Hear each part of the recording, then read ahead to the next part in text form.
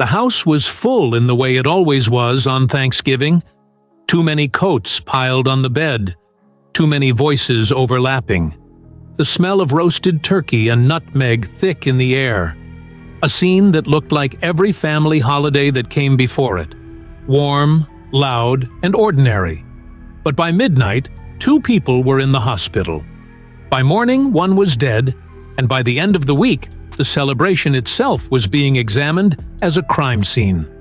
All of it beginning with dessert, when Margaret Allen set down her homemade pecan pie, a recipe she had made for years, and within minutes guests complained of nausea, at first laughing it off as overeating until a child began vomiting and an uncle collapsed in the living room. Paramedics rushing in as doctors soon realized this wasn't ordinary food poisoning. Toxicology tests revealing arsenic. Rare, unmistakable, and lethal.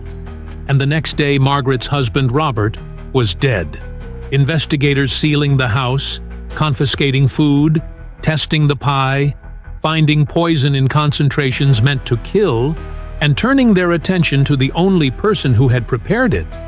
Margaret arrested 2 days later and charged with first-degree murder and multiple counts of attempted murder, the investigation uncovering that she had recently learned Robert planned to leave her after 42 years of marriage, that insurance policies had been taken out months earlier, that a receipt for rat poison had been found from the week before Thanksgiving, along with internet searches on her phone asking about symptoms, timing, and undetectable poisons.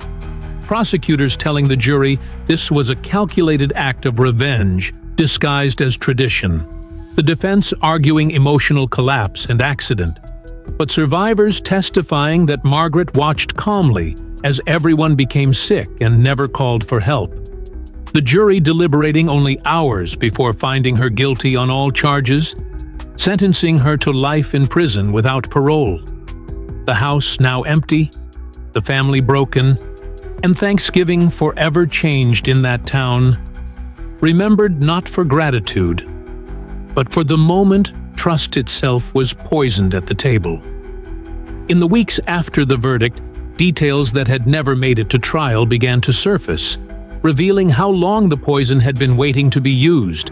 Investigators learning that Margaret had first researched toxins nearly a year earlier, shortly after discovering emails that confirmed her husband's affair. A betrayal that quietly reshaped the home while nothing on the surface changed. Neighbors later telling police she still hosted dinners, still smiled, still baked. While behind the scenes, she was stockpiling control, cleaning the kitchen obsessively, discarding utensils, practicing small test batches of food that she never served. Hospital records showing that months before Thanksgiving, she had come in complaining of headaches and dizziness, symptoms doctors now believe were early exposure from handling the poison. And as the case became national news, surviving family members struggled with guilt, replaying the night again and again, wondering who might have noticed something sooner. One cousin admitting that the pie tasted bitter, but said nothing. Another remembering how Margaret insisted everyone try it, pushing plates forward, watching, waiting, and inside the prison walls, Margaret refused interviews, refused counseling, and refused to explain herself, writing only one short letter to her sister, in which she said the holiday was supposed to be the end of the pain, not the beginning, a sentence that investigators now believe was her closest admission.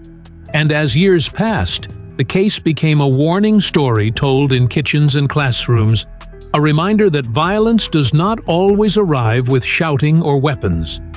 Sometimes it comes quietly, warm, sweet, and served on a plate. Years later, the poisoning still haunted the family in ways no sentence could undo. The surviving relatives scattering across states, changing last names, avoiding holidays altogether.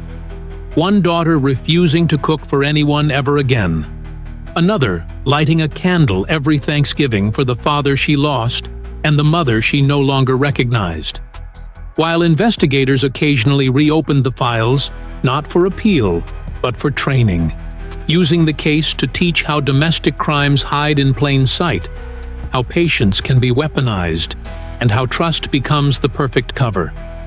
The house eventually sold to strangers who knew nothing of what had happened there, though neighbors swore the lights never stayed on long, as if no one could bear to linger. And from prison, Margaret finally agreed to a psychological evaluation, the report concluding that she never acted in a moment of rage, but through slow resolve, a decision built piece by piece until it felt inevitable, a finding that chilled even veteran detectives. And in the end, the story remained not just about poison or betrayal, but about how ordinary rituals can be turned into traps, how love can rot into control, and how the most terrifying crimes are the ones that look like home until it is far too late. Long after the headlines faded, the case continued to echo in quiet, unexpected places. In therapy sessions where survivors of family violence described fear they couldn't name, in law enforcement briefings where detectives referenced the Thanksgiving poisoning as a lesson in hidden escalation, and in the minds of the children who had been at the table that night. Now adults, still unable to smell nutmeg without feeling sick. One of them eventually speaking publicly, saying the hardest part wasn't the poisoning itself, but realizing that safety can disappear without warning, that danger can wear a familiar face and use familiar hands. And as the prison years stretched on, Margaret aged into obscurity. Her appeals denied, her letters unanswered, her name slowly losing meaning to everyone except those she had harmed. Yet every November the story resurfaced online, shared again as a cautionary tale, a reminder to look closer at what seems normal, to listen when something feels wrong, and to understand that some crimes do not end with a verdict. They linger, reshaping lives long after the table is cleared and the house goes silent. By the time the 20th Thanksgiving arrived since the poisoning, the town had nearly forgotten the details, but not the feeling. That subtle pause that came whenever someone mentioned holiday dinners or family traditions, a silence that settled in for just a second too long, and for the survivors that year marked a turning point, some finally gathering together again, not to recreate the past, but to prove it no longer owned them, cooking simple meals, avoiding old recipes, leaving the pie untouched, choosing conversation over ritual. While in prison, Margaret's health declined, her once precise handwriting reduced to uneven lines, her final request for a supervised visit denied. And when she died quietly in her cell, the news barely traveled beyond a short notice. No statements, no memorials, only a case file closed for good. Yet the story endured not because of her, but because of what it taught. That evil does not always announce itself, that patience can be more dangerous than rage, and that sometimes survival begins the moment a family decides to keep living, even when tradition has been poisoned beyond repair. In the years that followed, the story transformed from a local tragedy into a kind of legend, told in hushed tones at community meetings and true crime podcasts, stripped of names but never of its warning. And one by one, the survivors found their own ways to reclaim the season. Some traveling every November so the date would lose its power. Others volunteering at shelters to turn the day into something new. While the children, now parents themselves, made a quiet promise to never force tradition, only to offer it. And in police academies, the case remained a final slide in lectures on domestic homicide. A reminder that motive can simmer for years, and that familiarity is not safety. And though the house was remodeled, the street renamed, and the files archived, the truth lingered that the most devastating crimes are not always sudden. They are prepared slowly, patiently, and served with a smile, waiting for trust to do the rest. Decades later, when most official records had been digitized and the people who worked the case had retired or died, the Thanksgiving poisoning existed only in fragments. A scanned photo of the dining room, a coroner's report, a transcript of a 911 call where panic slowly turned to silence. And yet for the family, it was never history. It was a presence, something carried in the body and the calendar. And when the youngest survivor finally told the story to their own child, they did not speak of poison or prison first. They spoke of listening to unease, of leaving tables that feel wrong, of trusting instinct over politeness. And in that moment, the crime lost its final piece of power, becoming not just a tragedy but a lesson passed forward. A reminder that survival is sometimes the only justice that truly lasts.